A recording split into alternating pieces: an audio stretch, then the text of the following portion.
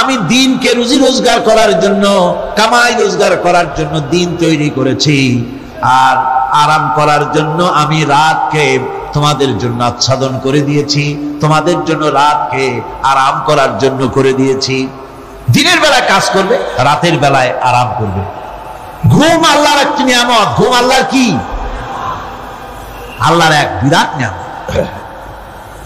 সারাদিন কাজ করার পর মানুষ যখন ঘুমায় যায়, সারাদিনের ক্লান্তি এবং শ্রান্তি সব শরীর থেকে দূর হয়ে যায়। সকালবেলায় আবার কাজ করার জন্য শরীর প্রাণবন্ত আর সজীব হয়ে যায়। এই ঘুম যার হয় না, সেই বুঝতে পারে কি নিয়ামত সে হারায়। আল্লাহ পাক যেন সারা জীবন যতটুকু ঘুমের স্বাস্থ্যের জন্য আমাদের প্রয়োজন, আল্লাহ যেন এই নিয়ামত থেকে আমাদেরকে বঞ্চিত না করেন। আমরা বলি আমিন। ঘুমের জন্য মানুষ ঘুমাইতে না পারলে পাগল হয়ে যায়। কি বিরাট নিয়ামত এই ঘুম আল্লাহ পাক মানুষকে দিয়েছে। আমার বন্ধুগণ, এভাবে করে আল্লাহ রাব্বুল আলামিন মানুষের একঘেয়েমি দূর করার জন্য সকাল করেছেন, দুপুর করেছেন, বিকেল করেছেন, সন্ধ্যা করেছেন, রাত করেছেন, ঘুমাবার ব্যবস্থা করেছেন, কামাই রুজির ব্যবস্থা করে দিয়েছেন, রুজি রোজগার করার ব্যবস্থা করেছেন। সবকিছু তিনি রহমান বলে, তিনি দয়াবান বলে মানুষের সব প্রয়োজন আল্লাহ পাক মিটিয়ে দিয়েছেন। আল্লাহ সুবহানাহু ওয়া তাআলা তিনি বলছেন, আমার রহমতেই পৃথিবীর মাটি থেকে তোমাদের ফসল উৎপাদিত হয়। তোমরা দেখো, আফারাআইতুম মা তাহরুতুন আআনতুম তাজরাউনাহু আম নাহনুজ জারিউন। জমিন থেকে ফসল কে উদ্গত করে? উদ্ভিদকে কে গজায়? তুমি গজাও না, আমি গজাই। আল্লাহ পাক বলেন, সমস্ত উদ্ভিদগুলি আমি তোমাদের জন্য গজায় দেই। লাহা মা কাসাবাত ওয়া আলাইহা মাকতাসাবাত। প্রত্যেক মানুষই সে উপার্জন অনুসারে সেখানে ফল পাবে। যেমন কর্ম তেমন ফল পাবে, ব্যক্তি হিসাবে পাবে, দল হিসাবে পাবে। তিলকা উম্মাতুন ক্বাদ খালাত লাহা মা কাসাবাত ওয়া লাকুম মা কাসাবতুম ওয়া লা তুসআলুনা আম্মা ইয়ামালুন। প্রত্যেক মানুষই তার উপার্জন অনুসারে ফল পাবে। যা সে পাবে তা নিজের উপার্জন ছাড়া আর কিছুই না, আর যে ফল পাবে সেটাও তার উপার্জন। সুতরাং কিয়ামতের দিন আল্লাহ মানুষের উপরে কোনো জুলুম করবেন না, অত্যাচার করবেন না। আল্লাহ পাক তো তার বান্দার জন্য জুলুমকারী নন, ঠিক কিনা? আল্লাহ পাক বলছেন, মান আমিলা সালিহান ফালিনাফসিহি ওয়া মান আসাআ ফাআলাইহা ওয়া মা রাব্বুকা বিযাল্লামিন লিল আবিদ। যে ব্যক্তি পূর্ণ কাজ করলো সে নিজের কাজে নিজের স্বার্থেই তা করলো। আমরা যে নামাজ পড়ি এটা কি আল্লাহর স্বার্থ? কথা কন, আল্লাহর স্বার্থ? সারা পৃথিবীর সমস্ত মানুষ যদি আল্লাহরে সেজদা দেয়, আল্লাহর ক্ষমতা আরো কিছু কালের জন্য বাড়বে নাকি? সমস্ত মানুষ যদি আল্লাহকে অস্বীকার করে, বিদ্রোহী ঘোষণা করে, বিদ্রোহ ঘোষণা করে, তাতে কি আল্লাহর ক্ষমতা শেষ হয়ে যাবে? নাউযুবিল্লাহি মিন যালিক। যেমন ছিলেন তেমনই থাকবেন। সুতরাং আমরা যা করি, আমরা নামাজ পড়ি নিজেদের জন্যে, আল্লাহকে খুশি করার জন্য, কিন্তু কল্যাণটা আমার। কল্যাণটা কার? আমার। রোজা, হজ, যাকাত, তেলাওয়াত যা করি সব আল্লাহকে খুশি করার জন্য, কিন্তু স্বার্থ পুরাটাই আমার, আমার কল্যাণের জন্যই আমি করি। এবং আল্লাহ হচ্ছেন তিনি তোমাদের রব। ওমা রাব্বুকা বিযাল্লামিন লিল আবিদ। তোমাদের রব হচ্ছেন তিনি যিনি বান্দাদের উপরে কখনো অত্যাচার করেন না, জুলম করেন না, মেহেরবানি দিয়ে যিনি ছেয়ে রাখেন, তিনি হচ্ছেন আল্লাহ পাক। সুতরাং সেই কিয়ামতের মাঠে আল্লাহ পাকের দরবারে আমাদের সকলকেই উঠতে হবে। আল্লাহ পাকের দরবারে আমাদের সামনে, আল্লাহ পাকের সামনে দাঁড়াতে হবে। সেদিন আমাদেরকে কেউ বাঁচাতে পারবে না। সেদিন আল্লাহ পাক এর দরবারে যেন আমরা আসামি না হই, সেজন্য এই পৃথিবীতে কোরআন অনুযায়ী আমাদের জীবন করতে হবে, সুন্নাহ অনুযায়ী জীবন করতে হবে। তাহলে পরকালে আল্লাহ পাকের কাছে নাজাত পাওয়া যাবে। বড় কঠিন জায়গা, বড়ই কঠিন জায়গা। এই পৃথিবীতে আসার পর আমাদের হায়াত তো বাড়ছে না, বরং হায়াত প্রতি মুহূর্তে কি হচ্ছে? লোকেরা বলে হায়াত বাড়ে, হায়াত তো বাড়ে না। হায়াত কি হয়? জন্মের পরের থেকে আমার জন্য রিজার্ভ আছে যতটুকু, 50 বছর বাঁচবো, 60 বছর বাঁচবো, যতটুকু হায়াত আমার জন্য নির্ধারিত করা আছে, নির্ধারণ করা আছে, প্রতিদিন একদিন করে কমে যেতেছে। এজন্য আমি বলি, আমার বাড়িতে যে ঘড়িটা আছে, এই ঘড়িটা বেলা 1টার সময় ঢং করে একটা আওয়াজ দেয়, শ্রোতাকে শুনিয়ে দেয়, বাড়িওয়ালা তোমার জীবনের মূল্যবান হায়াত থেকে 1 ঘন্টা কমায়া দিলাম।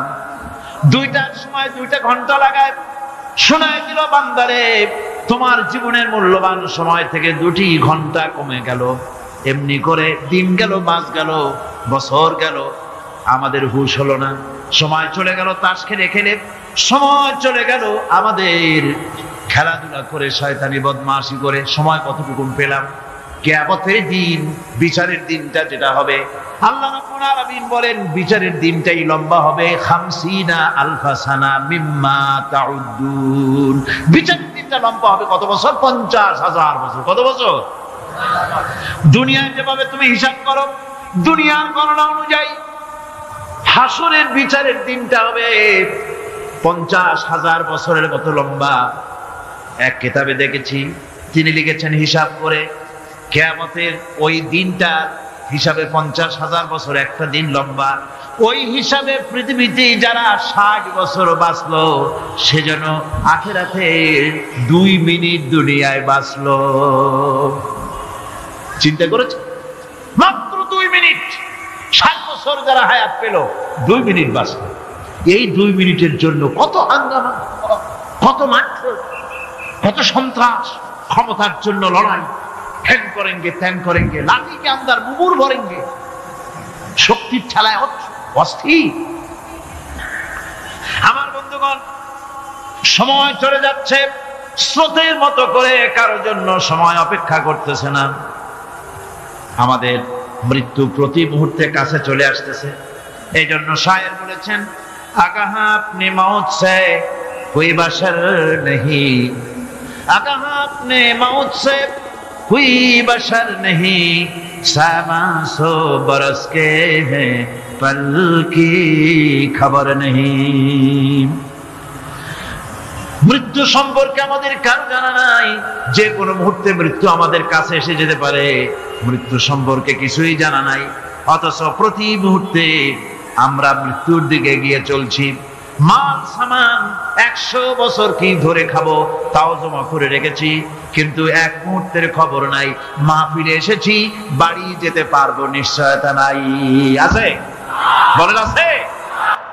যারা নিজেদের পুঁজি খাটাইছে, জীবনের পুঁজি সুদ কামাইতে খাটালো, জীবনের পুঁজি খাটালো হারাম কামাইয়ের ভিতরে, অন্যায় কাজের ভিতরে, যারা জীবনের পুঁজিকে আল্লাহর দ্বীনের কাজে লাগাতে পারে নাই, তাদের সম্পর্কে বলা হচ্ছে হাসিরাত দুনিয়া ওয়াল আখিরাত যালিকা হুয়াল খুসরানুল মুবিন। হাসিরাত দুনিয়া ওয়াল আখিরাত, দুনিয়াও ক্ষতিগ্রস্ত, আখিরাতেও ক্ষতিগ্রস্ত। এটা হচ্ছে তার জন্য সুস্পষ্ট ক্ষতি। এর থেকে বড় ক্ষতি আর কিছুই হতে পারে না।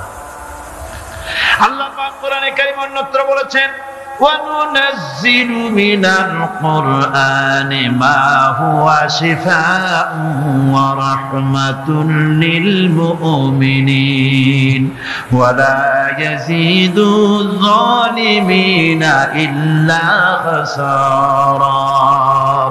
আমি এই কোরআন অবতরণের পরিক্রমায়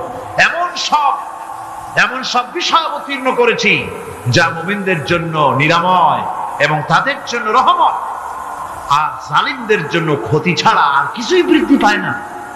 জালিমদের জন্য ক্ষতি বৃদ্ধি পায়, আর যারা মুমিন তাদের জন্য এর মধ্যে নিরাময় আছে, এর মধ্যে রহমত আছে। অর্থাৎ যারা এই কোরআনকে যারা নিজেদের আইনের কিতাব হিসেবে গ্রহণ করেছে, কোরআনকে তাবিজের কিতাব হিসেবে নয়, ধর্মীয় কিতাব হিসেবে নয়, কোরআন সংবিধান। কোরআন কি? কোরআনকে যারা সংবিধান হিসেবে মেনে নিয়েছে, কোরআনকে যারা সংবিধান হিসেবে গ্রহণ করলো, ব্যক্তি, পরিবার, সমাজ, রাষ্ট্রে, তাদের যাবতীয় মানসিক, বুদ্ধিবৃত্তিক, নৈতিক, তামাদ্দুনিক রোগের নিরাময় হবে, এর দ্বারা শান্তি হবে। কিন্তু যেসব জালিম এই কোরআনকে প্রত্যাখ্যান করেছি। কোরআনকে যারা মৌলবাদীদের কিতাব বলে, কোরআনের কথা বললে মৌলবাদ বলে গাল দেয়, তারা তাদের কপালকে পোড়াইয়া ছাই বানাইয়া দিছে। ঈমান আগে আনতে হবে। ঈমান সম্পর্কে আল্লাহ রাব্বুল আলামিন বলতেছেন ঈমান হলো আগে, তারপরে ইসলাম। আবার ঈমান আনার আগে আবার কুফরি একটা শব্দ আছে, সেটা হলো ফামান ইয়াকফুর বিত-তাগুতি ওয়া ইউমিন বিল্লাহি ফাকাদ ইসতামসাকা বিল উরওয়াতিল উসকা লা ইনফিসামা লাহা ওয়াল্লাহু সামিউন আলীম। ফামান ইয়াকফুর বিত-তাগুত, যে ব্যক্তি তাগুতকে অস্বীকার করেছে, সর্বপ্রথম তাগুতকে অস্বীকার করতে হবে। ওয়া ইউমিন বিল্লাহ, আর এরপরে আল্লাহর উপরে যে ঈমান আনলো, ফাকাদ ইসতামসাকা বিল উরওয়াতিল উসকা, সে এমন এক শক্ত অবলম্বন ধারণ করলো যা তাকে কোনো কিছুই বিচ্ছিন্ন করবে না, ধ্বংস করে দেবে না। সুবহানাল্লাহ। এখন সত্যিকারের ঈমানদারের পরিচয়টা কি? কোরআনে কারীম সত্যিকারের ঈমানদারের পরিচয় এভাবে পেশ করতেছে, ইন্নামাল মুমিনুনা আল্লাযীনা আমানু বিল্লাহি ওয়া রাসূলিহি সুম্মা লাম ইয়ারতাবু ওয়াজাহিদু বিআমওয়ালিহিম ওয়া আনফুসিহিম ফি সাবিলিল্লাহ উলাইকা হুমুস সাদিকুন। ঈমানের দাবিতে সত্যবাদী কারা? ইন্নামাল মুমিনুনা আল্লাযীনা আমানু বিল্লাহি ওয়া রাসূলিহি, সত্যিকারের মুমিন তো তারা যারা নাকি ঈমান এনেছে আল্লাহর উপর এবং রাসূলের উপরে। এই ঈমান আনার পর সুম্মা লাম ইয়ারতাবু, এরপরে কোন সন্দেহে সে নিপতিত হয় নাই, কোন সন্দেহ তার মনের মধ্যে জায়গা পায় নাই, আর সে আল্লাহর রাস্তায় জিহাদ করেছে মাল দিয়ে, জান দিয়ে। উলাইকা হুমুস সাদিকুন, এরাই হলো ঈমানের দাবিতে সত্যবাদী। সুম্মা লাম ইয়ারতাবু, অথবা এক বিন্দু সন্দেহ মনের মধ্যে জায়গা দেয় নাই, অর্থাৎ ঈমান আনছি কার উপরে? আল্লাহর উপরে। কার উপরে? আর তার রাসূলের উপরে। আল্লাহ এবং রাসূলের উপরে ঈমান আনার পর যারা আল্লাহ এবং রাসূলের বিধান জীবনের সকল ক্ষেত্রে মানতে পারে নাই, তারাই সন্দেহে নিপতিত হয়েছে। কথা বুঝতে পেরেছেন? তাদের সন্দেহ এই কোরআন মানুষের জীবন, তার সম্পদ, তার রাজনীতি, তার অর্থনীতি পরিচালনা করতে পারে না। সেই জন্য ধর্মের ব্যাপারে কোরআন মানি, ধর্মের ব্যাপারে নামাজ আর রোজা মানি, কিন্তু রাজনীতিতে ধর্ম মানি না। এটাই হলো সন্দেহ। এটাই কি? সন্দেহ, অবিশ্বাস। অপরাধীরা সেখানে অসহায় হয়ে যাবে, অপরাধীরা অসহায় হয়ে যাবে। আল্লাহ পাক বলেন, فَإِذَا جَاءَتِ الصَّاخَّةُ يَوْمَ يَفِرُّ الْمَرْءُ مِنْ أَخِيهِ وَأُمِّهِ وَأَبِيهِ وَصَاحِبَتِهِ وَبَنِيهِ। অবশেষে যখন কান ফাটানো আওয়াজ আসবে, এই আওয়াজ সেদিন মানুষ নিজের মা, বাপ, ভাই, বোন সব থেকে বিচ্ছিন্ন হয়ে যাবে, সব একের থেকে আরেকজন পালায় যাবে, হারায় যাবে, কেউ কাউকে আর খুঁজে পাবে না। সেদিন ওই কিয়ামতের মাঠে বিভীষিকাময় দৃশ্য, মানুষ হয়রান হয়ে যাবে। মাথার এক হাত অথবা অর্ধমাইল অথবা এক বিগত এতটুকু উপরে ওই প্রকাণ্ড সূর্যটার তাপ আসবে, গুনাহগারের মাথার চান্দি ফেটে গিয়া মগজগুলি গলে গলে নাক কান দিয়ে বের পড়তে লাগবে, জিহ্বাটা কুকুরের মতো ঝুলে নাভিস্থল পর্যন্ত পড়ে যাবে, মাটিটা সূর্যের উত্তাপে তামার মতো গরম হয়ে যাবে, সারা হাসর জুড়ে আওয়াজ হবে, পানি পানি পানি। মানুষেরা হয়রান হয়ে যাবে। সে হাসরের ময়দানে এই চরম কষ্টের ভিতরে আল্লাহ রাব্বুল আলামিন বলেন সেদিন দুটো ভাগ হয়ে যাবে। একদল মানুষের চেহারা আলোয় ঝলমল হয়ে যাবে, আর একদল মানুষের চেহারাগুলি কালো হয়ে যাবে। উজুহু ইয়াওমাইদিন মুসফিরাতুন দাহিকাতুন মুস্তাবশিরা ওয়া উজুহু ইয়াওমাইদিন আলাইহা গাবারা। আল্লাহ পাক বলেন এক শ্রেণীর মানুষের চেহারা হাস্যোজ্জ্বল ঝলমলে হয়ে যাবে, আর এক শ্রেণীর মানুষের চেহারাগুলি কালো হয়ে যাবে।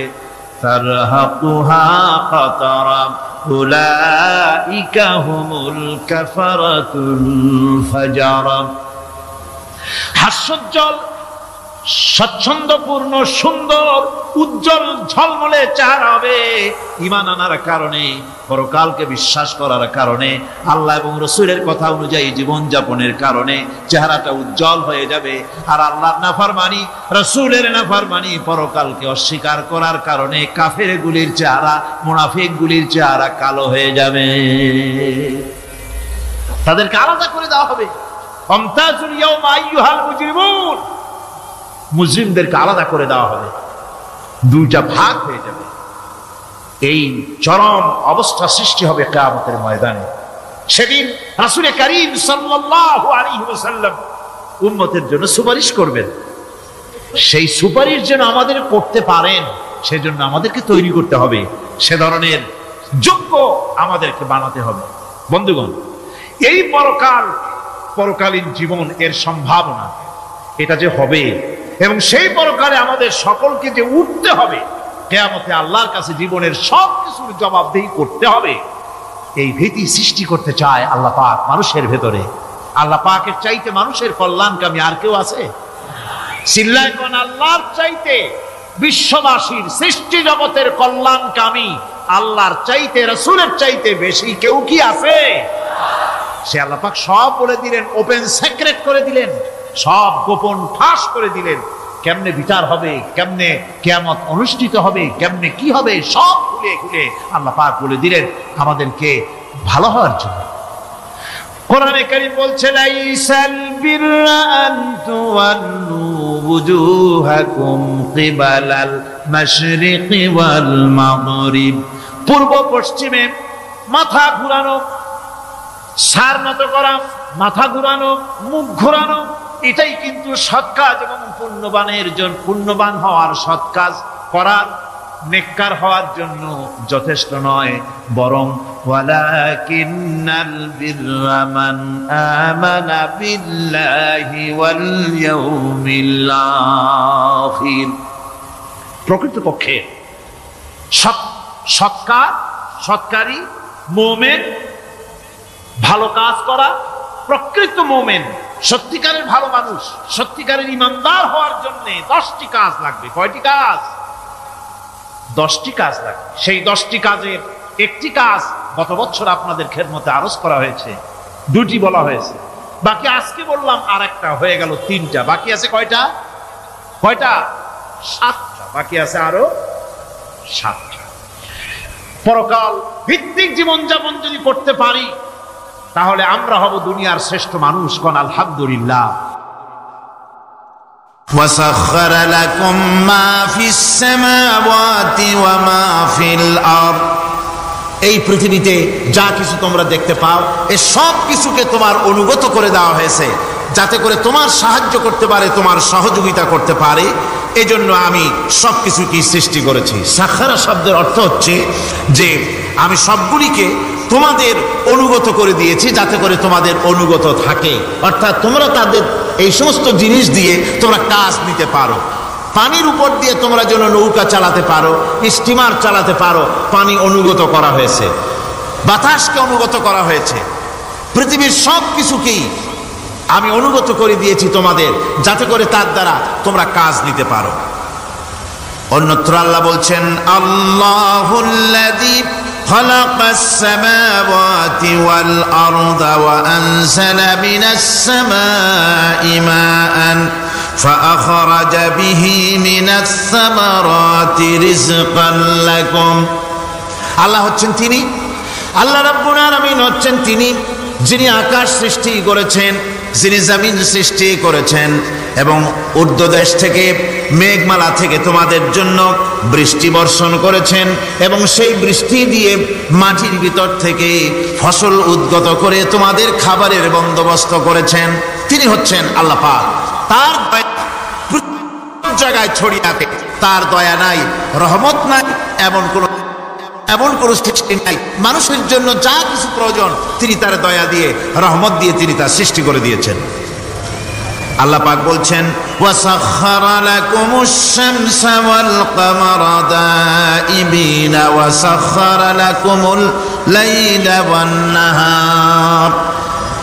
যিনি চন্দ্র সূর্যকে সৃষ্টি করেছেন এবং এগুলিকে নিয়ন্ত্রিত করেছেন, চাঁদ সূর্যকে সৃষ্টি করে নিয়ন্ত্রিত করে দিয়েছেন, তোমাদের সমস্ত প্রয়োজন তিনি মিটিয়ে দিয়েছেন। দেখুন, চাঁদ এবং সূর্যকে আল্লাহ পাক সৃষ্টি করেছেন এবং একটা রহমত, একটা কুদরত সেই চাঁদ সূর্যের মধ্যে দান করেছেন।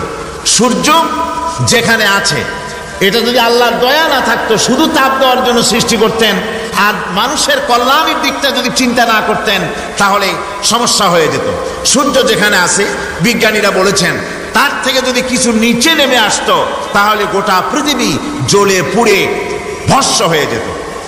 আর যেখানে আছে তার থেকে সূর্য যদি কিছু উপরে উঠে যেত, তাহলে গোটা পৃথিবী হিম শীতল হয়ে, পৃথিবী ফ্রিজ হয়ে যেত, মানুষ প্রাণী জগৎ মরে সব শেষ হয়ে যেত। চাঁদ যেখানে আছে, এই চাঁদ তার জায়গা থেকে কিছু উপরে যদি উঠত, তাহলে পৃথিবী মরুভূমি হয়ে যেত। আর যেখানে আছে তার থেকে কিছু নিচে যদি আসতো, তাহলে গোটা পৃথিবী পানি, সমুদ্রের পানি, নদীর পানিগুলি প্লাবিত হয়ে, ওভারফ্লো হয়ে, উচ্ছ্বসিত হয়ে গোটা পৃথিবীকে প্লাবিত করে দিত, ডুবাই দিত, সব শেষ হয়ে যেত।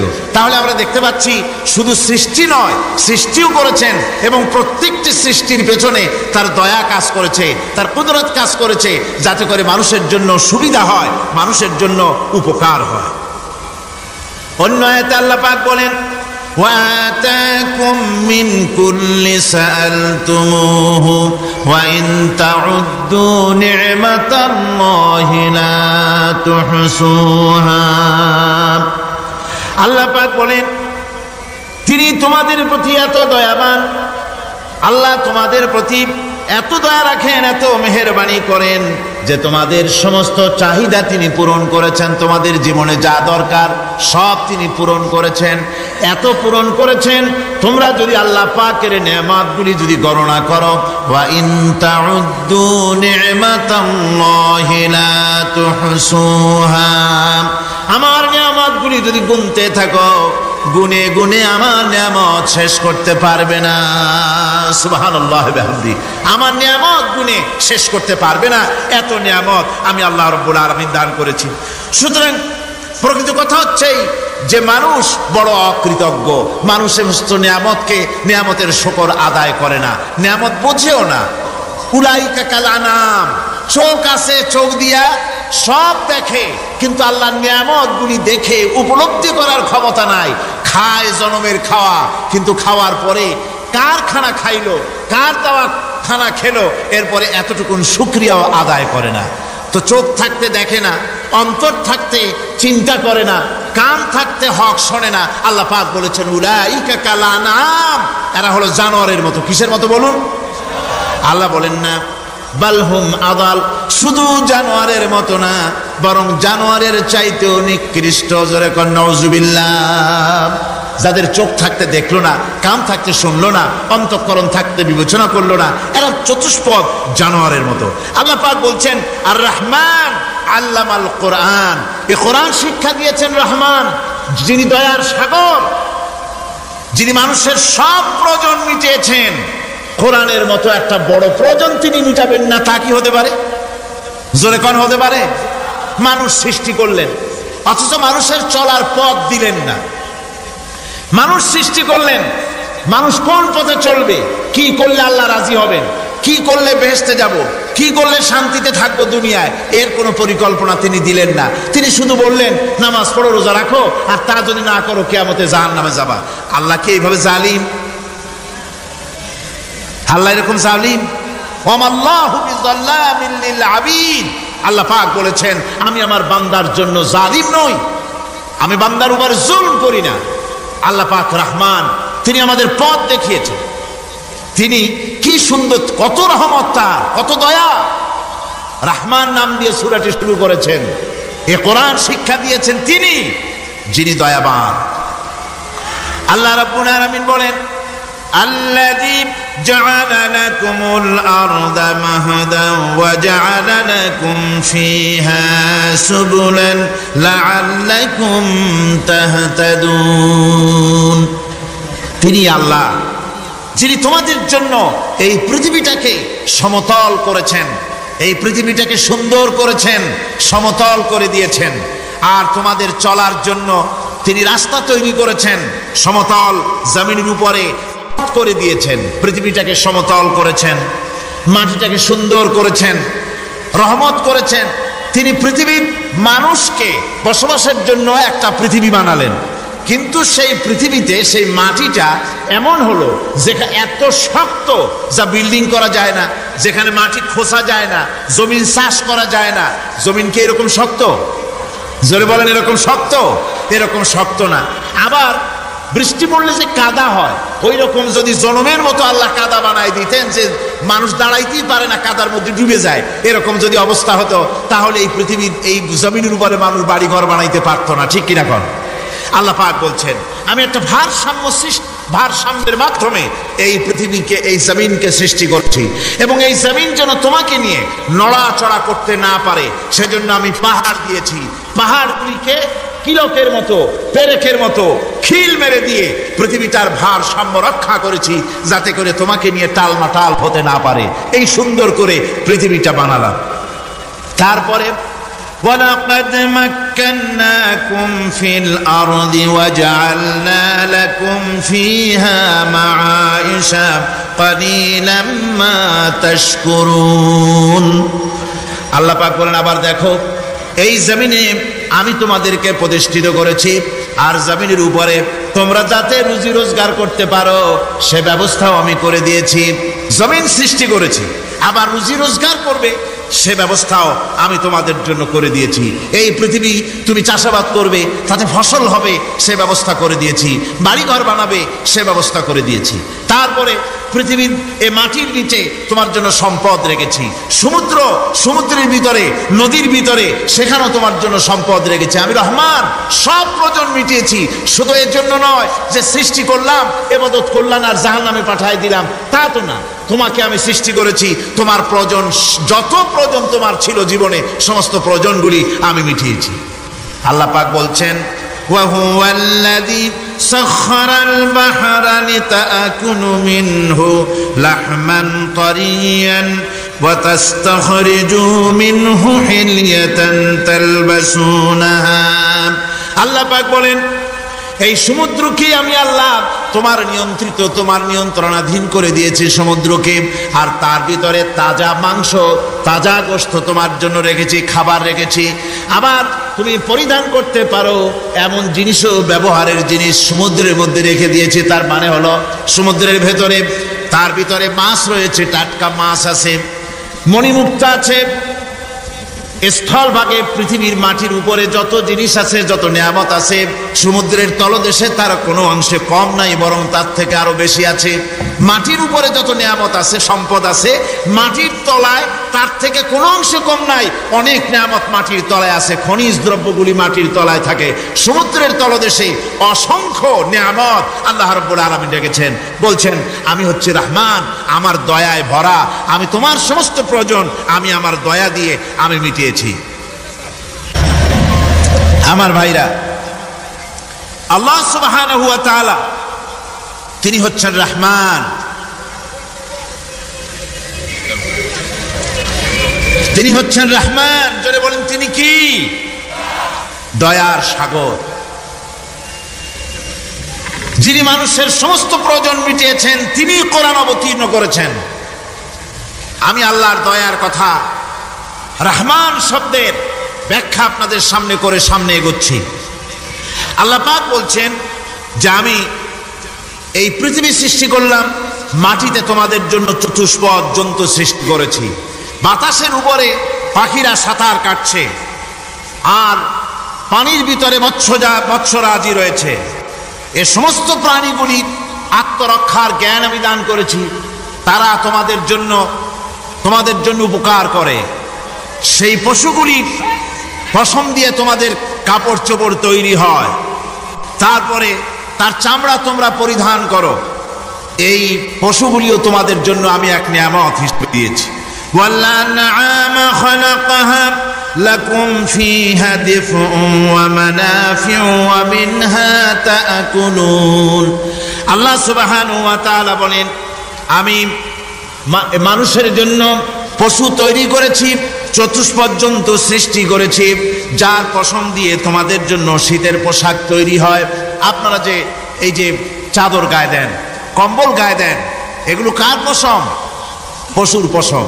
পশুগুলির, জন্তুগুলির পশম দিয়ে আপনাদের জামা কাপড়গুলি তৈরি হয়। তারপরে এই পশু আপনাদের জন্য বাড়িতে পাহারা লাগায়।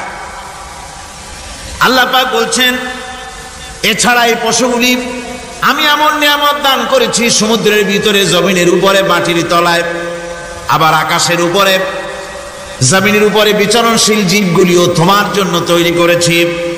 وَتَحْمِلُ أَثْقَالَكُمْ إِلَى بَلَدٍ لَّمْ تَكُونُوا بَالِغِيهِ إِلَّا بِشَقِّ الْأَنفُسِ।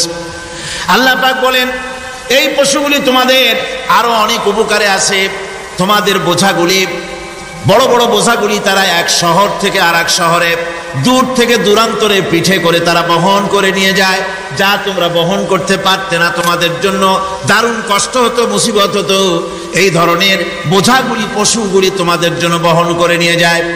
গাধা, ঘোড়া, হাতি আপনাদের বোঝাগুলিকে, বিরাট বিরাট বোঝা যা টানতে ট্রাক লাগে, মানুষের জন্য কষ্ট হয়, এই বোঝাগুলিও এই পশুর দ্বারা আল্লাহ পাক বহন করায় থাকেন। আল্লাহ পাক বলছেন, ইন্না রাব্বাকুম লারাউফুর রহিম। নিশ্চয়ই তোমাদের রব, তিনি তোমাদের প্রতি অত্যন্ত দয়াশীল, তার দয়া পৃথিবীর চতুর্দিকে ছড়িয়ে আছে।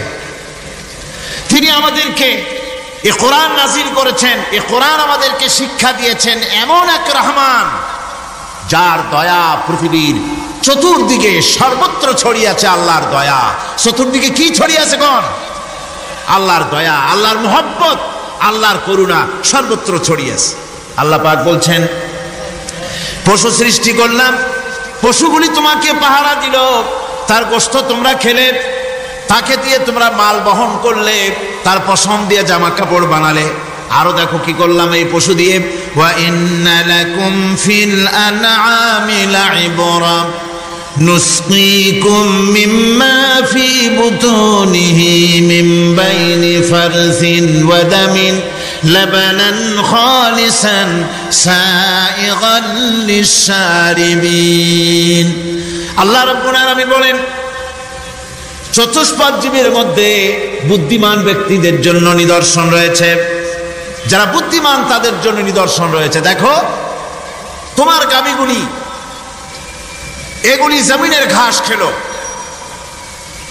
এই ঘাস খাওয়ার পর তার শরীরের ভিতরে রক্ত তৈরি হলো, পেশাব হলো, ময়লা হলো। সেই পেশাব, ময়লা, রক্ত ইত্যাদির ভেতর থেকে আমি তোমাদের জন্য দুধ তৈরি করে দিলাম।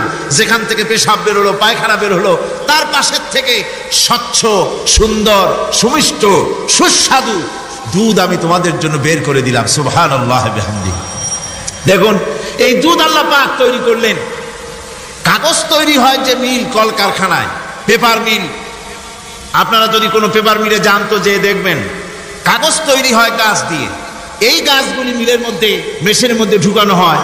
মেশিনের ভিতরে গাছটা ঢুকে মেশিনের তাপে, বৈদ্যুতিক তাপে এই গাছগুলি গলে যায়, পানি হয়ে যায়। তারপরে ছাকনা থাকে, নেট থাকে, কয়েকটা নেট থাকে। সেই ছাকনাগুলির ভিতর থেকে ছেঁকে এরপরে সেই পানিটা চলে আসে প্লেটের উপরে, এসে আস্তে আস্তে শক্ত হতে হতে সেটা কাগজে পরিণত হয়ে যায়। পানিটা আস্তে আস্তে কাগজে পরিণত হয়ে যায়।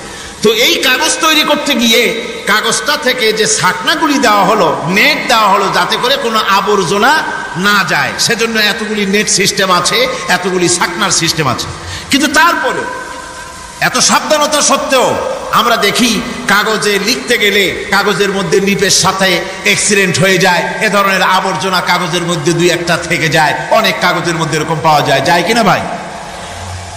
এবার আপনি দেখেন কাগজ তৈরি করার জন্য মিল কলকারখানার ভিতরে পেপার মিলে এতগুলো নেটের ব্যবস্থা থাকে, ছাকনার ব্যবস্থা থাকে, তারপরেও আবর্জনা কিছু কাগজের মধ্যে চলে আসে, দুই একটা থেকে যায়।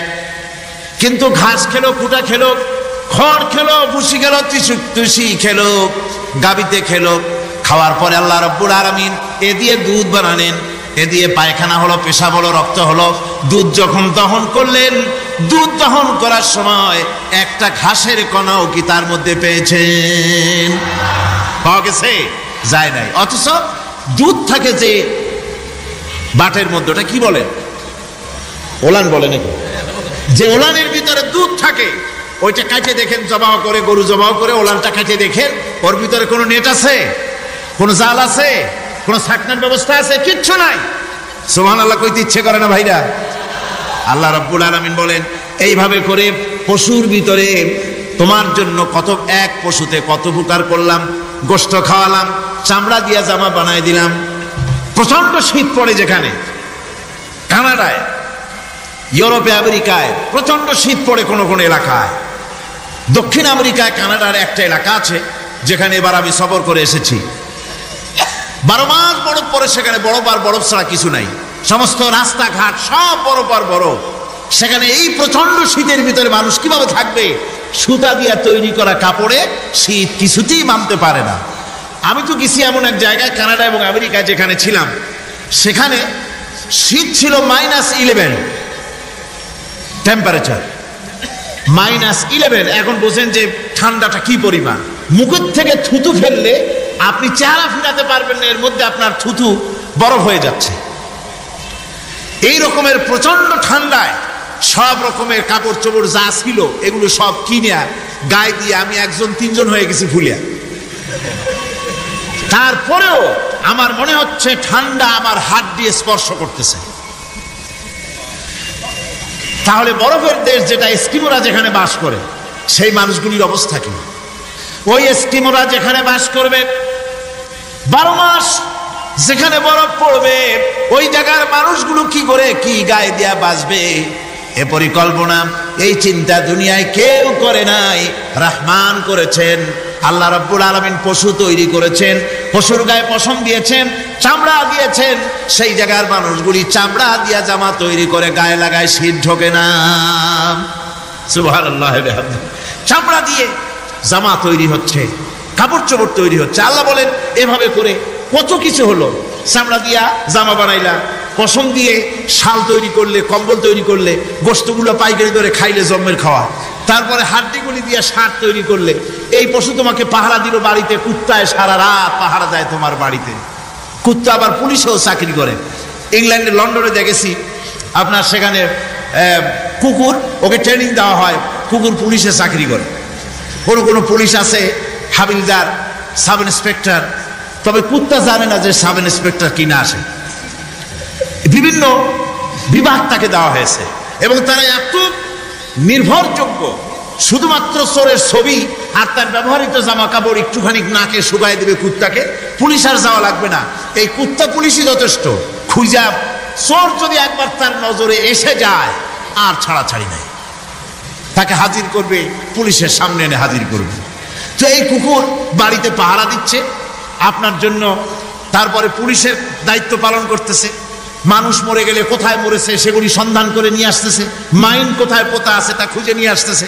কত উপকার আল্লাহ পাক করছেন। আল্লাহ পাক বলছেন, দেখো বান্দা, তোমার জন্য এই ধরনের অসংখ্য নিয়ামত আমি দান করেছি। আর এই নিয়ামতগুলি কার থেকে আসছে? যত নিয়ামত বান্দা তোমার জন্য তুমি পেয়েছো, সমস্ত নিয়ামত আমি আল্লাহ রাব্বুল আলামিনের পক্ষ থেকে এসেছে। সব নিয়ামত কে দিয়েছেন? জোরে বলেন, কে দিলেন? আল্লাহ পাক দিলেন। আল্লাহ পাক বলেন, এইভাবে করে আমি আমার নিয়ামত দিয়া, রহমত দিয়ে তোমাকে আমি সৃষ্টি করেছি, তোমাকে লালন পালন করতেছি। একটি মানুষ যতই সংকীর্ণ এবং অসভ্য জীবন যাপন করুক না কেন, সে পৃথিবীতে যেখানে বসবাস করে সেখানে বসে সে অন্তত তার চতুর্দিকে কত নিয়ামত সে লাভ করতেছে তা সে চিন্তা না করে পারে না। সে যদি চিন্তা করে তাহলে অবশ্যই এগুলি তার জ্ঞানের মধ্যে আসবে। একজন কৃষক, সে নির্জন একটা কুটিরে বাস করে। সে আল্লাহর সৃষ্টি নৈপুণ্যতা বুঝুক আর না বুঝুক, আকাশ কেন সৃষ্টি হলো, জমিন কেন সৃষ্টি হলো, এই কথা যদি জিজ্ঞাসা করা হয় কৃষককে, সে তো ভালো করে তা বুঝবে না। কিন্তু অন্তত এতটুকুন কথা একটা মূর্খ, একজন চাষি যে প্রত্যন্ত একটা অঞ্চলে বাস করে, একটা নিবিড় পল্লীতে বাস করে, অজ পাড়াগায় বাস করে, কোনো শিক্ষার আলো পৌঁছায় নাই, স্কুল নাই, কলেজ নাই, বিদ্যুৎ নাই, হসপিটাল নাই, রাস্তা নাই, টেলিফোনের ব্যবস্থা নাই, এমন একটা জায়গায় একটা নিরেট, একটা মূর্খ, একটা চাষি একটা ঘরের মধ্যে বাস করে। সে পৃথিবীর আল্লাহর সৃষ্টি নৈপুণ্যতা আর কিছু বুঝুক আর না বুঝুক, এতটুকুন কথা তো সে বোঝে যে আমি যদি অসুস্থ হই তাহলে এই গাছপালার পাতা শিকড় বেটে খেলে আমি রোগমুক্ত হয়ে যাই।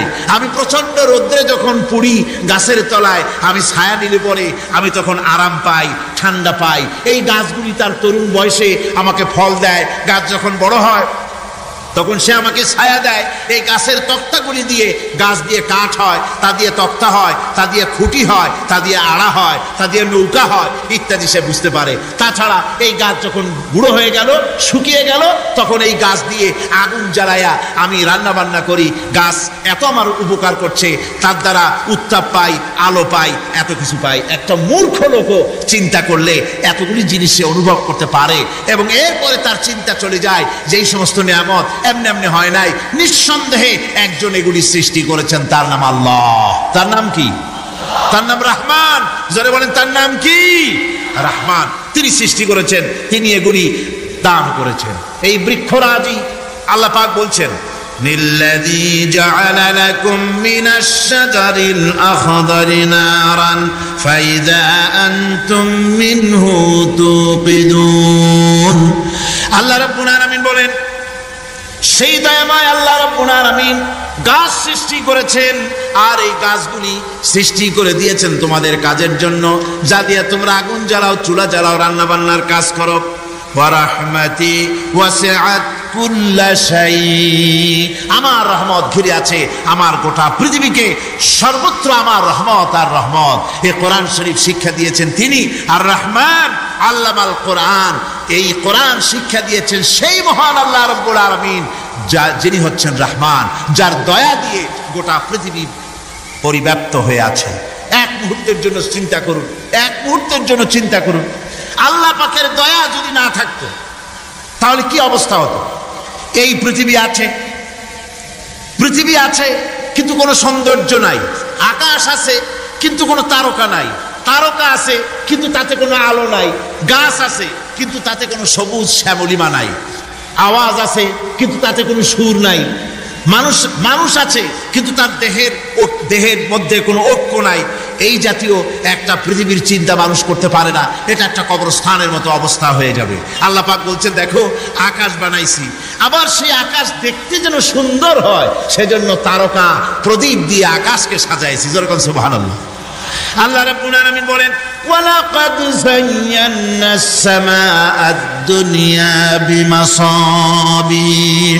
আল্লাহ পাক বলেন, এই দুনিয়ার আকাশ খানিকে তারকা প্রদীপ দিয়া সাজায় রেখেছি মনের মতন, দেখো তুমি তাকাইয়া কি সুন্দর করে নয়নবিরাম দৃশ্য আকাশ বানালাম, চতুর্দিকে তারকা রাত্রে ফুটে উঠল, যা দেখলে মানুষের নজর, মানুষের সুন্দর, তার চক্ষু শীতল হয়ে যায়। ধরে বলেন সুবহানাল্লাহ। সুন্দর করে এই আকাশটাকে আমি সাজিয়েছি। তারপরে আল্লাযী খালাকা সাবআ সামাওয়াতিন তিবাকা মা তারা মিন খালকির রহমানি মিন তাফাবুত। স্রষ্টা তিনি সপ্ত আকাশ রচিলেন থরে থরে, কোন ত্রুটি হেরিবে না তার পূর্ণ সৃজন পরে। চাও তুমি তার সৃষ্টি পানে, দেখো কিছু ভুল চোখ, ফিরাও তোমার নয়ন খানি, ফিরাও তোমার মুখ, অক্ষমহীন দৃষ্টি তোমার সৃষ্টিতে পাবে ফাঁকি, ফিরাও তোমার নয়ন খানি, ফিরাও কাঙ্গালাখি। আল্লাহ পাক বলেন, আমার আকাশের দিকে তাকাও, বারবার তাকাও, সূর্যের দিকে তাকাও, চন্দ্রের দিকে তাকাও, গাছপালার দিকে তাকাও, তাকায় দেখো কোনো ভুল আছে নাকি, ভালো করে দেখো কোনো ভুল আছে নাকি। আল্লাহ পাক বলেন আবার তাকাও। দেখতে দেখতে তোমার চক্ষু দুর্বল হয়ে তোমার কাছেই ফিরে আসবে। আমার সৃষ্টি নৈপুণ্যতার ভিতরে কোনো ভুল পাবে না। সুবহানাল্লাহ। একজন দরবেশ সাহেব, তিনি একবার এই সূরা পড়তেছিলেন, মুখস্থ তেলাওয়াত করতেছিলেন, একটা গাছের তলায় বসে, একটা বট গাছের তলায় বসে এটা তেলাওয়াত করতেছিলেন। যখন তিনি পড়লেন হাল তারা মিন ফুতুর, আমার সৃষ্টি নৈপুণ্যতার ভিতরে কোনো ভুল পাওয়া যায় নাকি? দরবেশ সাহেব চিত হয়ে শুয়ে শুয়ে তেলাওয়াত করতেছেন আর বলছেন আল্লাহ রাব্বুল আলামিন, তোমার সৃষ্টি নৈপুণ্যতার ভিতরে কোনো ভুল ধরার ক্ষমতা তো কোনো মানুষের নাই। তবে একটা জিনিস আমার নজরে পড়ল, এই যে বিরাট বট গাছটা, পৃথিবীতে যত গাছ আছে যেমন গাছ তেমন ফল, তাল গাছটা যেমন ফলও তেমন, নারকেল গাছটা যেমন ফলটাও তেমন, কিন্তু এত বড় বিশাল বট গাছ ফল হতেছে ছোট্ট ছোট্ট ট্যাবলেটের মতো। গাছটা যেমন ফলটা তেমন হয়নি।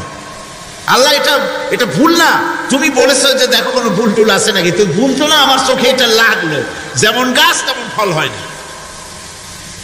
দরবেশ সাহেব চিত হয়ে শুয়ে শুয়ে তেলাওয়াত করছেন, মনের মধ্যে এই চিন্তা আসলো, গাছটা যেমন তেমন ফলটা হলো না।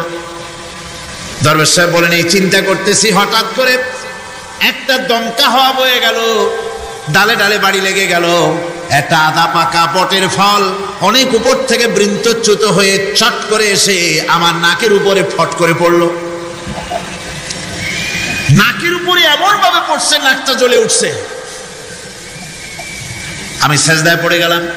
দরবেশ সাহেব বলেন আমি সেজদায় পড়ে গেলাম, চোখের পানি ফেলে আল্লাহর দরবারে মাপ চাইলাম, বললাম রব্বুল আলামিন, তোমার কোনো জিনিসের ভিতরে কোনো খুঁত নাই, নিখুঁত জিনিস তুমি বানাইছো, কোনো ভুল নাই।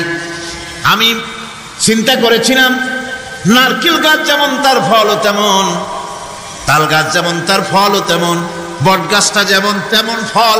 আমার আন্দাজ মতো, আমার চিন্তা মতো যত বড় বট গাছ অত বড় ফলটা যদি হতো, বটের ফলটা যে পজিশন নিয়ে আমার নাকে পড়েছিল, গাছ যেমন ফল তেমন হলো, নাকও যেত, আমার মাথাও যেত।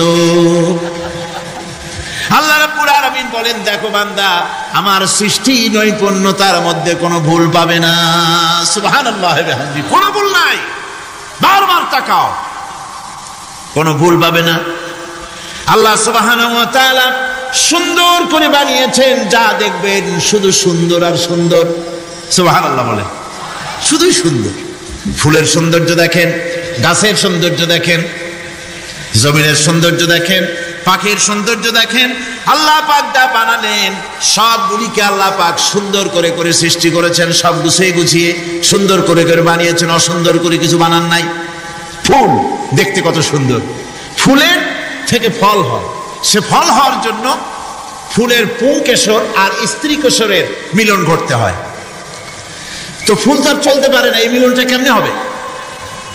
এই জন্য আল্লাহ পাকের রুচি দেখেন, আল্লাহ পাকের রহমত দেখেন, আল্লাহর কুদরত চিন্তা করুন। সুবহানাল্লাহি বিহামদিহি। ফুল সুন্দর জিনিস, ফুলের চাইতে আর কিছু সুন্দর আছে নাকি? এত সুন্দর ফুল, এই পুংকেশর এবং স্ত্রী কেশরের বিনিময়টা কে করবে? এইটা করার জন্য আল্লাহ পাক এই দায়িত্ব তেলাপোকাকে দেন নাই, দিছেন নাকি? আরশোলাকে দিছেন, সার পোকাকে দিছেন, উই পোকাকে দিছেন, তাতে ফুলের ইজ্জত নয়। ফুল যেমন সুন্দর, আল্লাহর রুচি, আল্লাহ রাব্বুল আলামিনের সৌন্দর্য বোধ কত বিরাট, কত মহান আল্লাহ পাক। ফুল যেমন সুন্দর, ওই সুন্দর ফুলের উপরে তেলাপোকা পড়লে ফুলের সৌন্দর্য নষ্ট হবে। এই জন্য আল্লাহ পাক ফুল যেমন সুন্দর, ওই পুংকেশর আর স্ত্রী কেশরের মিলন ঘটাবার জন্য রব্বুল আলামিন সুন্দর প্রজাপতির ব্যবস্থা করেছেন। ফুল যেমন সুন্দর, প্রজাপতিও সুন্দর। প্রজাপতির ডানায় কোন শিল্পী কোন তুলি দিয়ে এত রং লাগালো? সুবহানাল্লাহ বিহামদিহি, সুবহানাল্লাহ বিহামদিহি। কি সুন্দর প্রজাপতি আল্লাহ তৈরি করলেন। আল্লাহ পাক বলছেন এমনি সুন্দর করে বানালাম, মানুষ বানাইছি, সে মানুষের সৌন্দর্য দেখো। দুইটা চোখ দিলাম দেখার জন্য, চোখ কি জন্যে? এখন এই চোখ দুটা যদি কুমিরের মতো আল্লাহ গোল বানাই দিতেন, চোখ গোল এইরকম কুমিরের মতো দেখতে বিশ্রী হতো। চোখ দুটোকে আল্লাহ টানা টানা করেছেন, চোখের উপরে ভুরু লাগিয়েছেন, তাতে আবার পশম দিয়েছেন, চোখে পিসি দিয়েছেন, চোখের ভিতরে মণিটা কালো করেছেন, তার চতুর্দিকে সাদা অংশকে নীলাভ করেছেন যাতে কালোটা আরো ফুটে ওঠে। সুবহানাল্লাহি ওয়া বিহামদি। কত সৌন্দর্য আল্লাহ রাব্বুল আলামিন মানুষকে দিয়েছেন।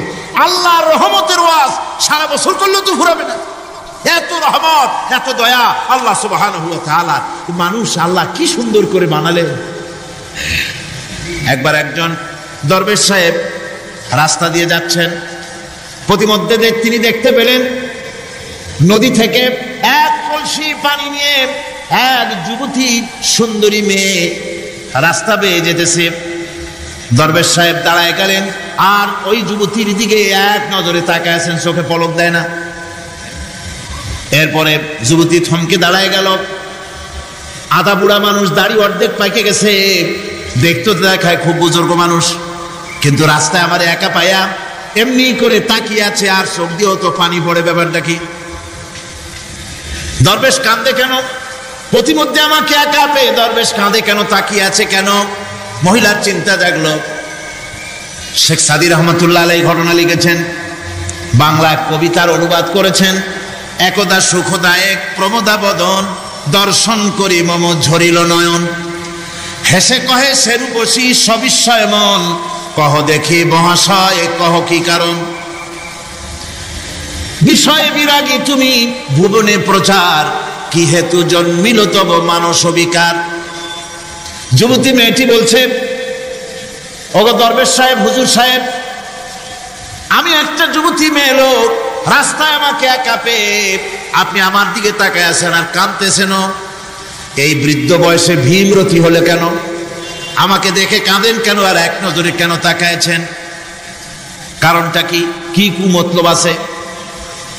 দরবেশ সাহেব বলছেন, হেসে কহিলাম বালে করহ শ্রবণ, নেত্র ঝরে তবু হেতু ভেব না এমন। হে রূপসী মেয়ে, তোমার জন্য আমি কান্দি, একথা একবারও চিন্তা করো না। যে শিল্পী রচিল এই সুধাংশু বদন, তাহার তরে ঝরে নেত্র নয়নে জীবন।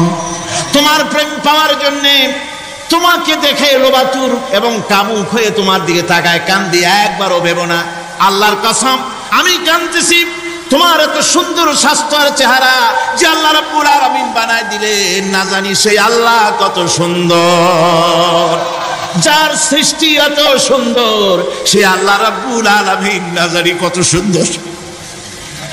আল্লাহ পাক সেই সুন্দর আল্লাহ রাব্বুল আলামিনকে দেখার তৌফিক যেন আমরা পাই। জোরে কর আমিন, আরো জোরে বলেন আমিন। আল্লাহ পাক বলছেন, আমি সুন্দর করে সব তৈরি করে দিয়েছি। বুঝবে তারা যারা চিন্তাশীল, যারা গবেষণা করে। ইন্না ফি খালকিস সামাওয়াতি ওয়াল আরদি ওয়া ইখতিলাফিল লাইলি ওয়ান নাহার লাআয়াতিন লিউলিল আলবাব। নিশ্চয়ই যারা নাকি জ্ঞানবান, তারা রাত এবং দিনের পরিবর্তন, আকাশ এবং জমিনের সৃষ্টি ইত্যাদির ব্যাপারে, এই সৃষ্টি নৈপুণ্যতার ব্যাপারে তারা চিন্তা করে, গবেষণা করে। রাত এবং দিনের পার্থক্য মানুষের জীবনকে জীবন পদ্ধতিকে দুই ভাগে বিভক্ত করেছে, রাত এবং দিন। দেখেন আল্লাহর রহমত এবং কুদরত সব জায়গায়। রাত এবং দিন মানুষের জীবন চলার পথকে, জীবন পদ্ধতিকে কয় ভাগে ভাগ করেছে? দুই ভাগ। আল্লাহ পাক বলেন, ওয়াজআলনাল লাইলা লিবাসান ওয়াজআলনান নাহারা মাআশা। আমি রাতকে করেছি শান্তির বাহন, রাতকে করেছি আচ্ছাদন, শান্তির বাহন, আর দিনকে করেছি রোজগার করার জন্য। দিনের বেলায় রোজগার করবে, কামাই রুজি করবে, কল কারখানায় যাবে, খেতে খামারে যাবে, অফিস আদালতে যাবে, কাজ কাম করবে। এ কাজ করে করে শরীরের ভিতরে ক্লান্তি আসে, অবসাদ এসে যায়। আল্লাহ রাব্বুল আলামিন বলেন, আমি আবার রাত বানালাম। ওই রাতের বেলায় মানুষ যখন ঘুমায় যায়, এই ঘুম তার সমস্ত অবসাদ আর ক্লান্তি দূর করে দিয়ে সকাল বেলায় আবার তাজা মানুষ করে সমস্ত একেবারে পরিপূর্ণ কর্মক্ষম একজন মানুষে তাকে পরিণত করে দেয়। রাতটাকে আচ্ছাদন করে দিয়েছি, দিনের কোলাহল মুক্ত রাত, সূর্যের আলোর ঝলকানি, তীব্র আলো নাই, চিৎকার নাই, আওয়াজ নাই। রাতের একটি অন্ধকার চাদর পরিয়ে দিলাম এই পৃথিবীর উপরে, রাতের একটি অন্ধকার চাদর পৃথিবীর উপরে পরিয়ে দিলাম। কোলাহল মুক্ত পৃথিবী, এখন সূর্যের তীব্র আলো আর নাই, এখন আরামে তুমি ঘুমিয়ে যাও, ঘুমাও, আবার সকালবেলা উঠে তুমি কাজ করবে।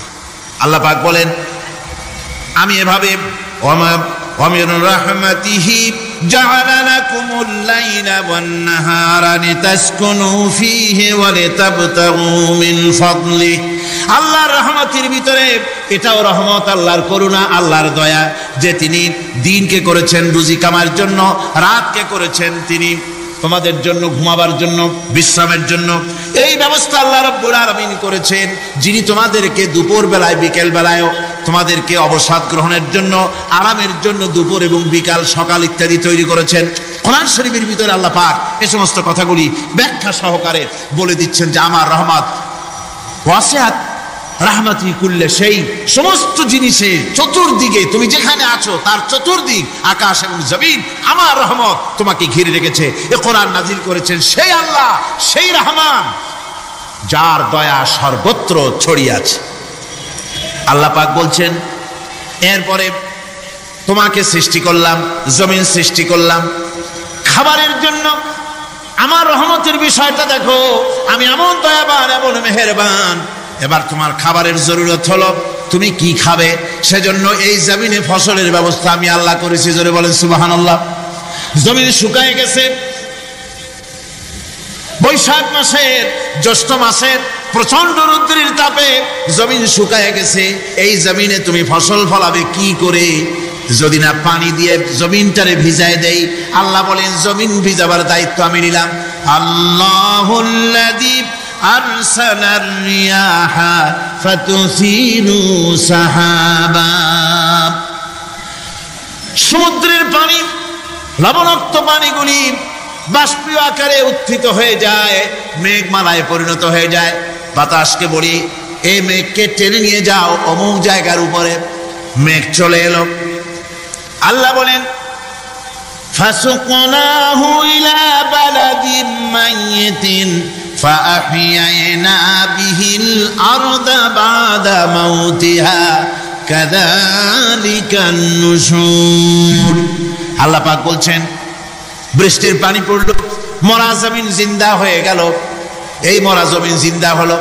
এরপরে তুমি বীজ বপন করলে, ধান বপন করলে, গম বপন করলে, মাটির খাসলাত হলো সব পচায় দেওয়া। মাটির খাসলাত কি, কথা বোঝেন না? মাটির ধর্মটা কি? পচায় দেওয়া। যা রাখেন পচে যাবে, লোহা রাখেন জং ধরে যাবে, পাথর রাখেন আস্তে আস্তে, এ ধরনের যেসব জিনিস রাখেন আস্তে আস্তে করে ধ্বংস হয়ে যাবে, পচে যাবে। ওই মাটির ভিতরে ধান এবং গম, আপনার ফসল, আপনার খাদ্য, আপনার রিজিককে আমানত করে দিলেন। আল্লাহ পাক ওটাকে হেফাজত করলেন। এরপরে ওর ভিতর থেকে পাতা অঙ্কুরিত হয়ে বেরিয়ে এলো। এখন কেউ যদি বলে, আল্লাহ যদি পানি না দেন, আল্লাহ যদি বৃষ্টিটা না দেন, তাহলে আমার অসুবিধাটা কি?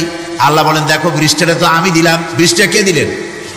আল্লাহ পাক বলেন, আফারাআইতুমুল মাআল্লাযী তাশরাবুন আনতুম আনজালতুমুহু মিনাল মুজনি আম নাহনুল মুনজিলুন। তোমরা যে পানি পান করো, আকাশ থেকে এই পানিটা কে বর্ষণ করে? তুমি করো না, আমি করি। কে করে জোরে কর? আল্লাহ পাক বলছেন, আমি পানি বর্ষণ করি। সেই পানিটা, এই যে বঙ্গোপসাগরের পানি, আপনাদের কর্ণফুলীর পানি, মিষ্টি না নোনা? কি পানি জোরে কর? এই নোনা পানি আকাশে উঠলো। আল্লাহ পাক বলেন, ইচ্ছে যদি করতাম, লাউ নাশাউ জাআলনাহু জাজান ফালাউলা তাশকুরুন। পানি উঠালাম, নোনা পানি, ইচ্ছে করলে লবণাক্ত অবস্থায় অবতীর্ণ করে দিতে পারতাম, জমিনের ফসল সব নষ্ট হয়ে যেত। কিন্তু আমি নোনা পানি উঠায়া ওই পানিগুলিকে মিষ্টি করে আমি নাজিল করে, জোরে কান সুবহানাল্লাহ, মিষ্টি পানি অবতীর্ণ করে দিলাম। এখন মানুষ বলে, আল্লাহ পানি না দিলে কি হইতো? আমাদের খাল আছে, বিল আছে, সাগর আছে, নদী আছে, পুকুর আছে, হাওড় আছে, টিউবওয়েল আছে, ডিপ টিউবওয়েল আছে। আল্লাহ বৃষ্টি না দিলে তো কি হয়ে গেল আমাদের? আল্লাহ পাক জবাব দিয়েছেন, কুল আরাআইতুম ইন আসবাহা মাউকুম গাওরান ফামান ইয়াতিকুম বিমাইন মাইন। বলো দেখি, সবে শুকাইয়া যদি যায় এই জমিনের পানি, তাহলে হেথায় তটডির ধারা কে দিবে সবারে আনি? টিউবওয়েলের পানি, পাতালের পানি, দরিয়ার পানি, সাগরের পানি, হাওড়ের পানি, বিলের পানি সব যদি আমি আল্লাহ শুকায় দেই, আমি আল্লাহ ছাড়া এমন কোন শক্তি আছে যে মরা গাঙ্গে নতুন করে পানির জোয়ার এনে দিতে পারে? আছে কেউ? কেউ নাই। আল্লাহ পাক বলেন, দেখো আমার রহমত, এভাবে করে আমি পানি দিলাম, বৃষ্টি দিলাম, এবার গাছ উঠলো, বীজ বপন করছিলাম, গাছ উঠলো। আনতুম আনশাতুম শাজারাতাহা আম নাহনুল মুনশিউন। মাটি থেকে এই গাছকে কে উৎপন্ন করে দিল? ভাই বেটা, কে দিল? তুমি দিছো না আমি দিয়েছি? কে দিয়েছে? জোরে কর, জোরে চিল্লা এখন, কে দিল? আল্লাহ পাক বলেন, গাছ উদ্গত করে দিলাম, গাছ এবার বড় হলো। এই গাছ আল্লাহ রাব্বুল আলামিন এই গাছ তৈরি করলেন। এই গাছ শুধু আপনার জ্বালানি দেয় না, গাছ শুধু ফল দেয় না, এই গাছ মানুষের জন্য, গাছ হচ্ছে বন্ধু। মানুষের জন্য গাছ কি? জোরে কোন কি? বন্ধু। সেই বন্ধুরে জন্মের কাটা কাটবেন নাকি? এই গাছ তৈরি হচ্ছে। গাছ বন্ধু কি করে? গাছ বন্ধু হচ্ছে আমরা যে শ্বাস প্রশ্বাস নেই, মুখের থেকে নাকের থেকে যে শ্বাসটা ফেলি, সেটা হচ্ছে আমরা গ্রহণ করি বাতাস থেকে অক্সিজেন, ছেড়ে দেয় কার্বন ডাই অক্সাইড। এটা হচ্ছে বিষ। এটা কি? আমরা নিলাম পরিশুদ্ধ অক্সিজেন, নিলাম, ছেড়ে দিলাম এটাকে বিষ করে, এই বিষটা ছড়িয়ে গেল। এখন এই বিষ যদি আল্লাহ পরিশুদ্ধ করা কোনো ফ্যাক্টরি না বানাতেন, তাহলে পৃথিবীর সমস্ত প্রাণী মরে যেত। সুবহানাল্লাহ কইতে ইচ্ছে করে না? আল্লাহ পাক কি ব্যবস্থাটা করলেন! কোন দুনিয়ায় ফ্যাক্টরি নাই, মানুষ যে বিষাক্ত করে দেয় আবহাওয়াকে, সেটাকে রিফাইন করার ব্যবস্থা মানুষের কাছে নাই। আল্লাহ ব্যবস্থা করেছেন কি? আল্লাহ পাক গাছ বানায় দিলেন। গাছের সবুজ শ্যামল রং, ঘাসের সবুজ শ্যামল রং, তার খাদ্য হতেছে আপনি যেটা ছেড়ে দেন, আপনার জন্য যেটা বিষ, সেটা হচ্ছে তার জন্য খাদ্য। কার্বন ডাই অক্সাইড গাছ টেনে নেয়, সারা রাত টানতে থাকে অক্সিজেন থেকে, বাতাস থেকে সারা রাত টানতে থাকে। কার্বন ডাই অক্সাইড খাবার হিসাবে সে টেনে নেয়। আর দিনের বেলা যখন রোদ ওঠে, সূর্যের উত্তাপ আর গাছের সবুজ রং দুটোতে মিলে এক প্রকারের রন্ধন ক্রিয়া হয়, রাধা হয়। সেই রান্নার মাধ্যমে গাছের ভিতর থেকে গাছ আবার অক্সিজেন মানুষের জন্য, প্রাণীর জন্য ছেড়ে দেয়। সুবহানাল্লাহ। তো গাছ আপনার জন্য বন্ধু। একদিকে গাছ আপনার এই কাজ করলো, ফার্নিচার বানাইলো, ছায়া দিল, ফল দিল। আল্লাহ পাক বলেন, এই গাছগুলি কে তৈরি করলো? মিয়া তুমি করছো না? আমি করছি। আমি আমার রহমত দিয়ে তোমার গাছ বানাই দিলাম। এরপরে ফসল দিলাম, ফসল হলো, তোমার তরি তরকারি হলো, সব কিছু তোমার হয়ে গেল। এবার ফসল দেখা মানুষে যখন দেখে জমিনে বড় বড় ধানের গোছা হয়েছে, মোটা মোটা ধানের গোছা হয়েছে, মোছে তখন তেল মাখে আর নতুন নতুন গানের আয়োজন করে। এবার ফসল বেশি হয়েছে, গান, থিয়েটার, বাজনা, গুনাগার বিবি, কত রকমের গানের ব্যবস্থা করে ফেলে। জমিনে ফসল আর মোছে তেল মাখে আনন্দে। আল্লাহ রাব্বুল আলামিন বলেন, লাউ নাশাউ লাজআলনাহু হুতামান ফাযাল্তুম তাফাক্কাহুন। আমি যদি ইচ্ছে করি তোমার জমিনের সমস্ত ফসলটাকে আমি সম্পূর্ণ কুটায় পরিণত করে দিতে পারি, তুষে পরিণত করে দিতে পারি। পারেন না? ধানের ভিতরে আল্লাহ যদি চাউল না দেন, তাহলে সব তুষ হয়ে যাবে না? তখন কি করবেন আপনারা? কি করবেন? কোন বাংলাদেশ তখন হরতালের দেশ।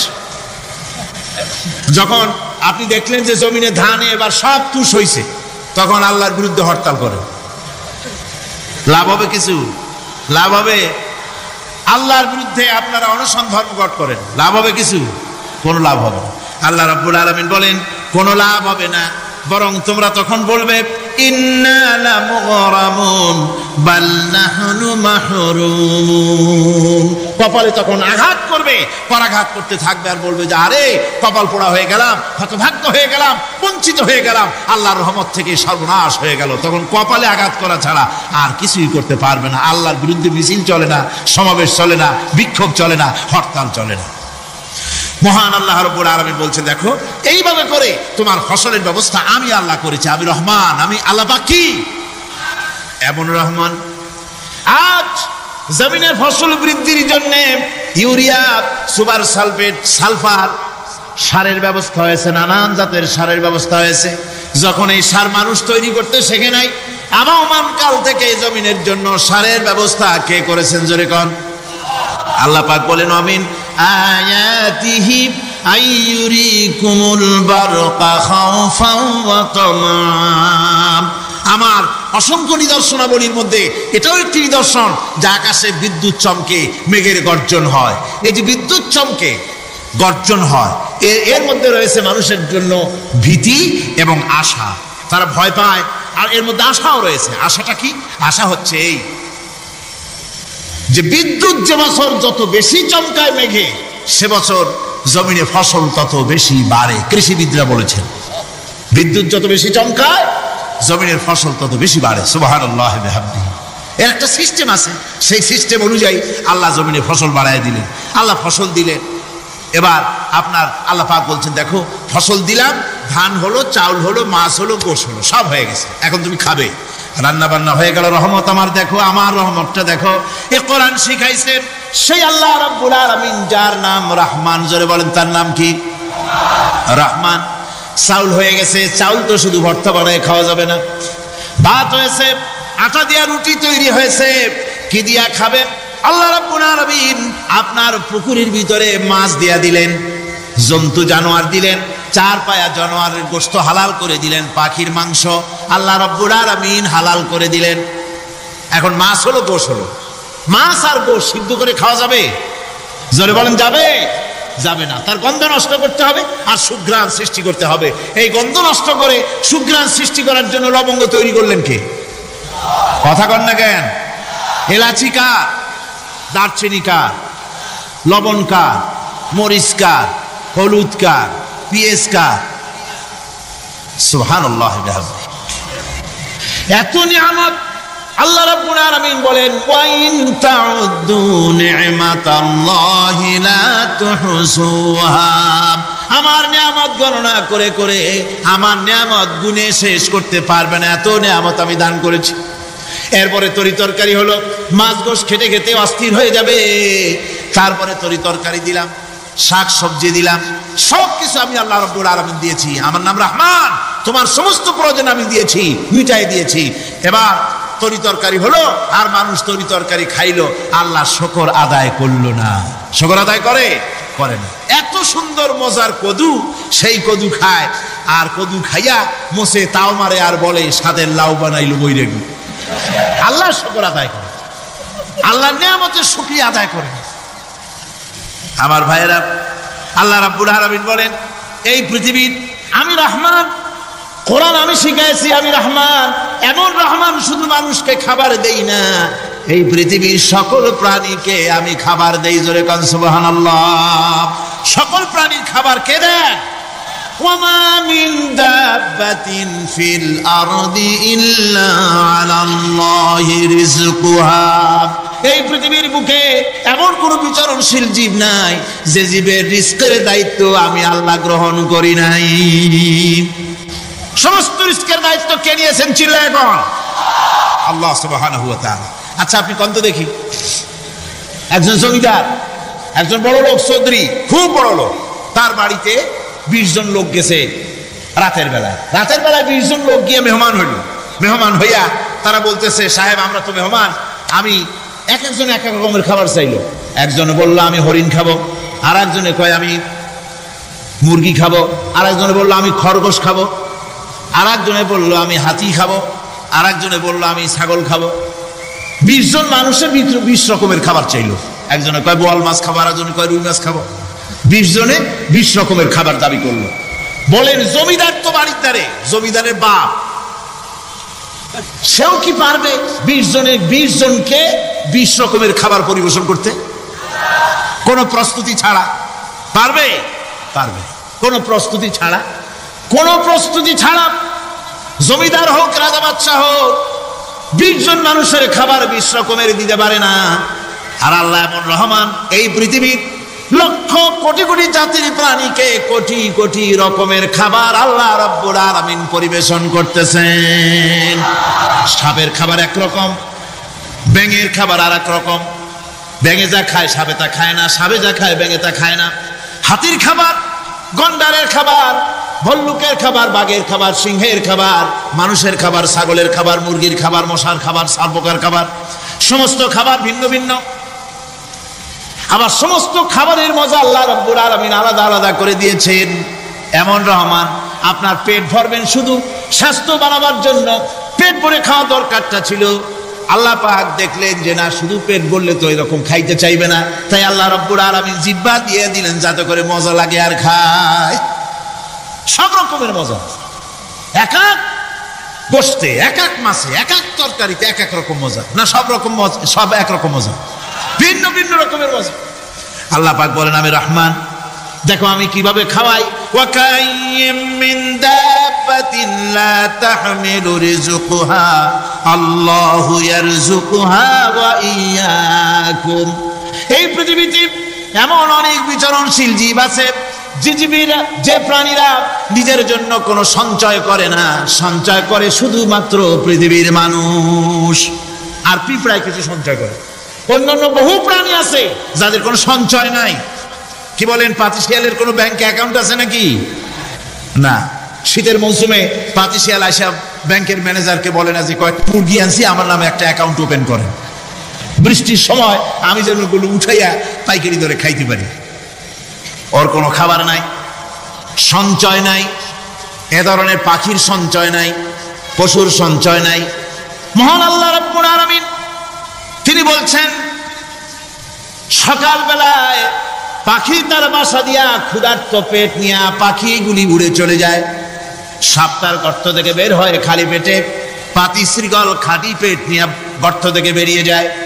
তিমির মতো অত বড় প্রকাণ্ড প্রাণী, হাতির মতো প্রকাণ্ড প্রাণী, গরিলা, শিম্পাঞ্জি, ওরাংওটাং, পিঁপড়া থেকে শুরু করে নিয়ে প্রকাণ্ড তিমি পর্যন্ত সমস্ত প্রাণীগুলি সকালবেলায় খালি পেটে বেরিয়ে যায়।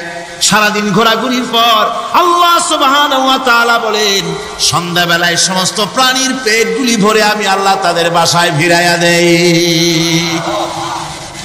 আমি রহমান, এভাবে করি আমি আল্লাহ রাব্বুল আলামিন।